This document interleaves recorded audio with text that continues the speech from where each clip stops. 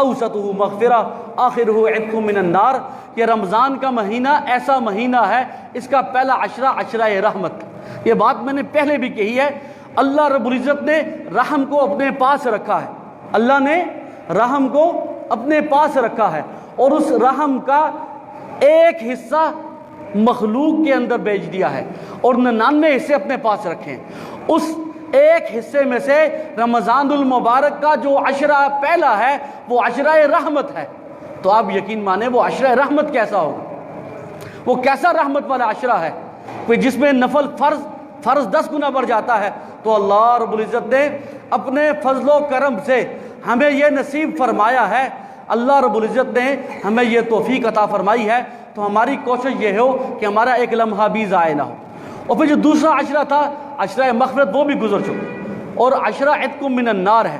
اس رات کو جو رمضان کی ہر رات ہے، حضور علیہ السلام نے فرمایا ہر رات کو، رمضان کی ہر رات کو فرشتہ اعلان کرتا ہے، جس وقت جنت کے دروازے کھولنے کا اور دوزخ کے دروازے بند کرنے کا یہ پورے رمضان کے اندر ہو جاتا ہے، لیکن ہر رات کو فرشتہ ایک اعلان کرتا ہے، یا باغی الخیر اقبل، اے نیکی کے کرنے والے آگے بڑھ، اے نیکی کے کرنے والے آگے بڑھ، اور یا باغی الشر اقصر، اے برائی کرنے والے رک جا۔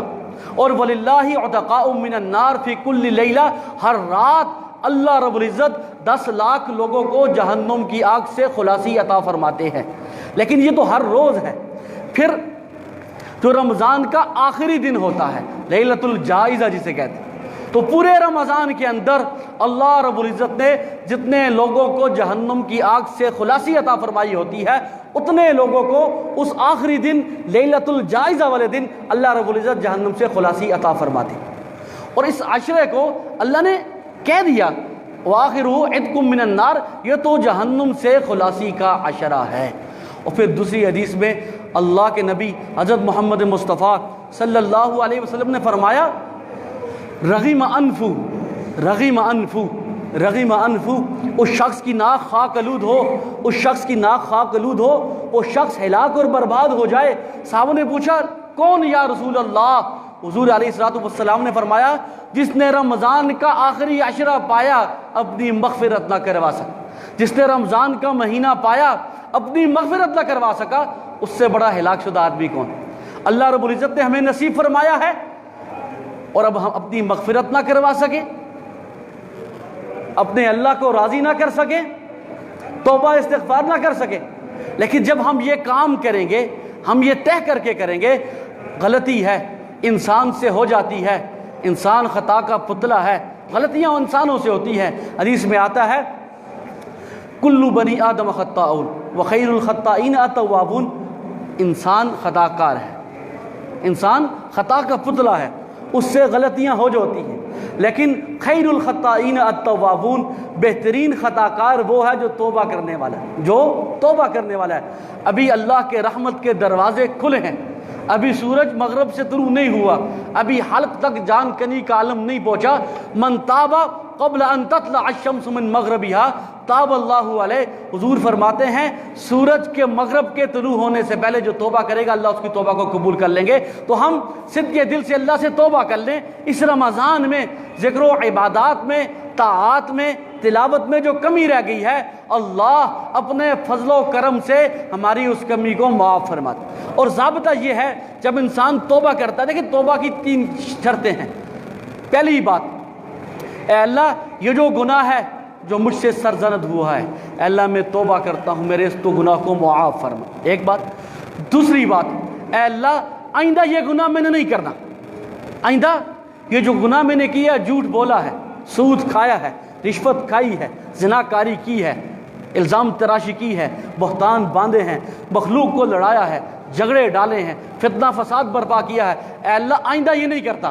پہلی بات اپنے گناہ سے توبہ، کہ اللہ جو میں کر چکا ہوں، ہر ایک کو بخوبی پتہ ہے، ہر ایک کو اپنے گناہوں کا پتہ ہے، جو اس نے گناہ کیا ہے تو دل ہی دل میں اللہ سے کہتے کہ اللہ میری توبہ۔ اور دوسری شرط یہ ہے کہ وہ یہ طے کر لے کہ آئندہ میں نے یہ گناہ کرنا نہیں، جو گناہ کیا ہے اللہ کو تو پتہ ہے۔ دیکھیں ہم مخلوق کو تو دھوکہ دے سکتے ہیں، اپنے ارد گرد دائیں بائیں آگے پیچھے سے کوئی چیز چرا کے چھپا کے تو کر سکتے ہیں، لیکن اللہ سے تو کسی بات کو چھپا نہیں سکتے۔ واللہ علیم بذات الصدور یعلم خائنۃ الاعین وما تخفی الصدور، آنکھ کی خیانت کو، دل کی پوشیدہ رازوں کو جاننے والا ہے، اس سے تو میں کوئی چیز پوشیدہ نہیں رکھ سکتا۔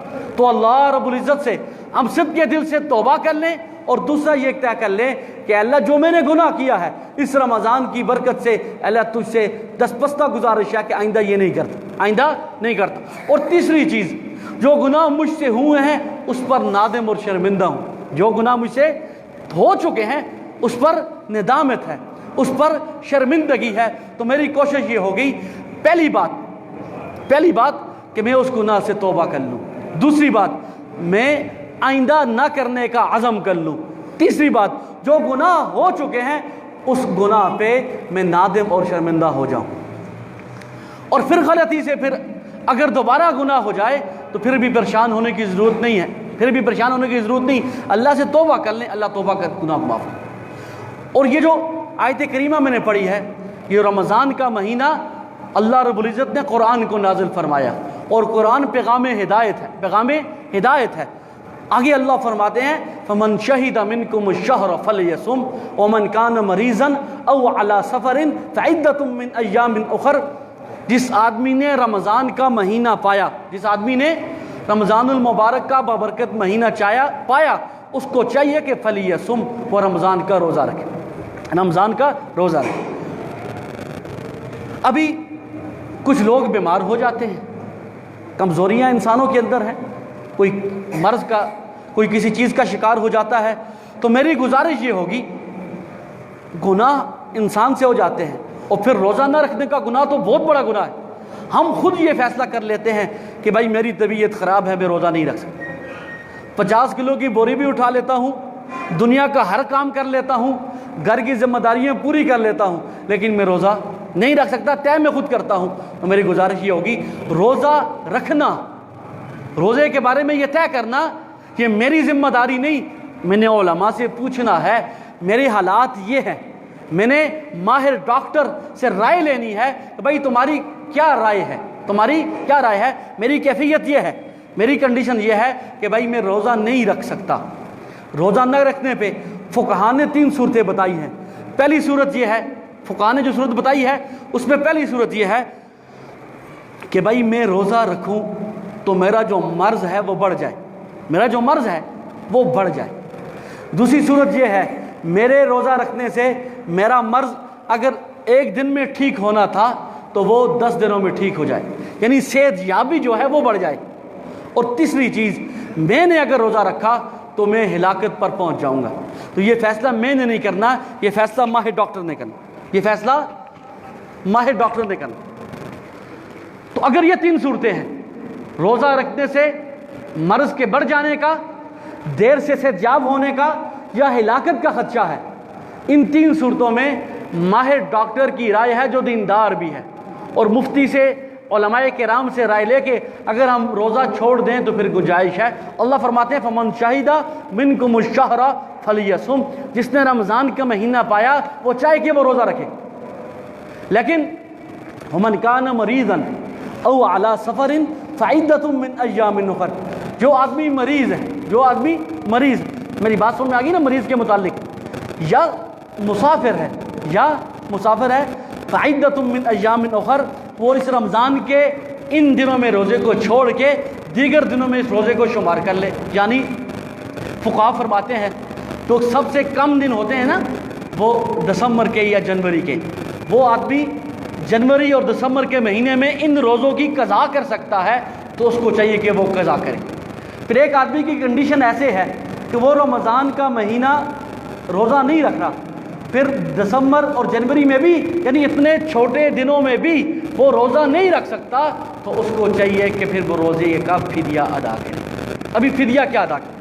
ہم تو بڑی آسانی کے ساتھ روزہ نہیں رکھتے، فدیہ دے دیتے ہیں، لیکن طے نہیں کرتے کہ بھائی یہ میرا روزہ رکھنا یہ ایسا نہیں ہے کہ میں ایک روزہ بیماری سفر کی وجہ سے چھوڑ رہا ہوں، مجھ پر ایک قضا ہے، لیکن میں جان بوجھ کے چھوڑ رہا ہوں، میرے اوپر 2 مہینے کا کفارہ بھی ہے۔ میری بات توجہ سے، یعنی اگر میں روزہ نہیں رکھ رہا کسی عذر کی وجہ سے تو پھر میرے اوپر قضا ہے، لیکن میں جان بوجھ کے نہیں رکھ رہا، اپنی رائے اور منشا پہ نہیں رکھ رہا تو پھر میرے اوپر اس قضا کے ساتھ 2 مہینے کے کفارہ بھی ہے، 2 مہینے کا کفارہ بھی۔ پھر اگر میں نہیں رکھ رہا تو اس رمضان کے روزے کا جو کفارہ ہے وہ نصف سا گندم ہے، جو تقریباً 2 کلو بنتی ہے، جو 120 روپے ہو، جو 120 جو صدقہ فطر ہے، صدقہ فطر وہ اور فدیہ ایک چیز ہے۔ تو پھر 120 روپے ہم فی رمضان کے روزے کا فدیہ ادا کریں۔ وہ آدمی جو رمضان میں روزہ نہ رکھ سکے اور دسمبر اور جنوری کے مہینے میں بھی روزہ نہ رکھ سکے، میری بات سمجھ آ گئی؟ اور تیسری گزارش یہ ہے، اللہ رب العزت نے رمضان کے مہینے میں جو کمی کوتاہی رہ جائے اس کے لیے صدقہ فطر رکھا، صدقہ فطر۔ بلکہ اس سے پہلے میں ایک جملہ عرض کر دوں، چونکہ یہ آخری جمعہ ہے جمعۃ الوداع، اور جمعۃ الوداع کے متعلق ایک موضوع روایت کہ بھائی قضائے عمری 4 رکعت نفل پڑھنے سے پچھلی زندگی کی ساری نمازیں معاف ہو جاتی ہیں، عوام کے اندر جو یہ بات پائی جاتی ہے، یہ موضوع روایت ہے۔ مولا علی قاری نے اس کو موضوع لکھا ہے، یہ کوئی حدیث نہیں، یہ من گھڑت روایت ہے، لوگوں کی خود ساختہ روایت ہے۔ بلکہ حضور علیہ الصلوۃ والسلام نے فرمایا من نام صلاۃ او نسیہ فکفارتها ان یصلیها اذا ذکرها، ایک آدمی نسیہ صلاۃ، نماز بھول گیا، جنون میں تھا، ایسے کام میں مصروف تھا، اس کو پتہ نہیں چلا کہ وقت نکل گیا، نماز نہ پڑھ سکا، یا او نام عنہا، سویا ہوا تھا، پتہ نہیں تھا، تو فکفارتها ان یصلیها اذا ذکرها، اس نماز کا کفارہ یہ ہے جیسے ہی وہ نماز یاد آئے، نیند سے بیدار ہوا، نسیان ختم ہوا، وہ یاد آئی کہ میری نماز ہے تو اس کی میں نے قضا کرنی ہے۔ خود غزوہ خندق والے دن حضور علیہ الصلوۃ والسلام کی 4 نمازیں قضا ہوئی، حدیث کے اندر آتا ہے فقضاہن، حضور نے ان 4 نمازوں کی ترتیب کے ساتھ قضا کی ہے۔ تو اگر میرے ذمہ قضا ہے، میں ہر نماز کے ساتھ 1 پڑھوں، 2 پڑھوں، 3 پڑھوں، 10 پڑھوں، 50 پڑھوں، جتنی میری کیپیسٹی ہے میں پڑھ سکوں، لیکن جمعۃ الوداع والے دن 4 رکعت کے نفل کی ادائیگی سے قضائے عمری نہیں ہوگی، دھوکے میں ہے، وہ غلطی میں ہے جس کو یہ کہا گیا ہے۔ تو لہٰذا اس نماز کا اصول یہ ہے جو ہم سے قضا ہو گئی ہے، ہم سے رہ گئی ہے، اس کی ہم قضا کر لیں۔ اور چونکہ رمضان کے اندر جو کمی کوتاہی عبادت رہ جاتی ہے اس کے لیے اللہ نے صدقہ فطر لازم قرار دیا ہے۔ ایک ہوتا ہے عام صدقہ، ایک ہوتا ہے صدقہ فطر، دونوں میں بڑا فرق ہے۔ صدقہ کوئی آدمی ادا کرتا ہے ثواب ہے، نہیں ادا کرتا کوئی گناہ نہیں، لیکن صدقہ فطر جس پر واجب ہے وہ اگر ادا نہیں کرتا وہ گناہ گار ہے، وہ گناہ گار ہے۔ اور صدقہ فطر کس آدمی پر واجب ہے؟ جو واجب کب ہوتا ہے؟ جواب رمضان کی آخری رات کے سورج کے غروب ہونے تک، ٹھیک ہے، سورج کے غروب ہوتے ہی صدقہ فطر واجب ہو۔ ہاں کوئی آدمی پہلے ادا کرنا چاہے تو ادا کر سکتا، پہلے ادا کرنا چاہے تو۔ ابھی کس پر واجب ہے؟ جس آدمی کے پاس 51,000 روپیہ ہے، میں نے آسان بات کر، وگرنہ 5 نصاب ہیں، سونے کا ہے، چاندی کا ہے، مال تجارت ہے، نقدی ہے اور ضرورت سے زائد سامان ہے۔ لیکن جس کے پاس 51,000 روپیہ ضروریات سے ہٹ کے پڑا ہے، اس پر ہولان ہول ضروری نہیں، زکوٰۃ کے لیے 1 سال کا گزرنا ضروری ہے، لیکن روزے کے لیے اس صدقہ فطر کے ادائیگی کے لیے ہولان ہول ضروری نہیں۔ اور دوسری بات یہ ہے کہ صدقہ فطر ہم کیا ادا کریں گے؟ جواب یہ ہے نصف سا گندم جو 2 کلو بنتی ہے، 1 سا جو 3.5 کلو، 1 سا کشمش 3.5 کلو کھجور، 1 سا زبیب کھجور کشمش جو 1 سا ہے 3.5 کلو، اور گندم جو ہے وہ 2 کلو ہے، اور گندم کی قیمت تقریباً 120 روپے بنتی ہے، جو کی قیمت تقریباً 300 سے 350 روپے بنتی ہے۔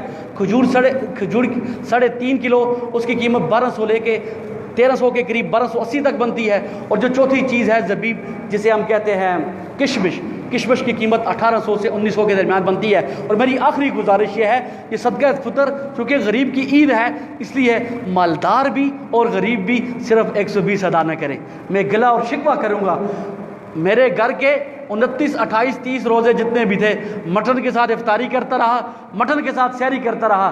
جب اللہ کے نام پہ دینے کی بات آئی، میں بھی اس دیہڑی دار مزدور کی طرح 120 روپے دے دوں، یہ بڑی زیادتی والی بات ہوگی۔ مجھے اپنی کیپیسٹی کا پتہ ہے، مجھے اپنی حیثیت کا پتہ ہے، تو میں نے اپنی حیثیت کے مطابق صدقہ فطر دینا ہے، چونکہ یہ انفع للفقراء یہ ہے ہم کھجور میں دیں، انفع للفقراء یہ ہے ہم کشمش میں دیں، فقیر کی ضرورت یہ ہے۔ اور اپنی نابالغ اولاد کی طرف سے بھی والدین پر ذمہ داری ہے، جو بالغ اولاد ہے اس کی طرف سے والد کے ذمہ نہیں ہے، وہ ادا کرنا چاہے تو ادا ہو جائے گا، لیکن والدین کی ذمہ داری نہیں ہے۔ اللہ رب العزت اس رمضان کی ببرکت مہینے میں جو طاعات کے عبادات سے جو کمیاں رہ گئی ہیں، ذکر ذکر و تلاوت میں، عبادت میں اللہ اپنے فضل و کرم سے اس کمی کو پورا فرما دے، اور جو اللہ نے ہمیں توفیق عطا فرمائی روزہ رکھنے کی، قیام اللیل کی، عبادت تلاوت کرنے کی، اللہ اپنے فضل و کرم سے اس کو پورا فرمائے۔ جو آخری 2 دن رہ چکے ہیں اللہ کا ماحق کو اس میں ایک لمحہ ضائع کیے بغیر ہمیں عبادت کرنے کی توفیق عطا فرمائے۔ وقولوا قولی ھذا وآخر دعوانا الحمد للہ رب العالمین۔ عید الفطر کی نماز 7:45 بجے ادا کی جائے گی۔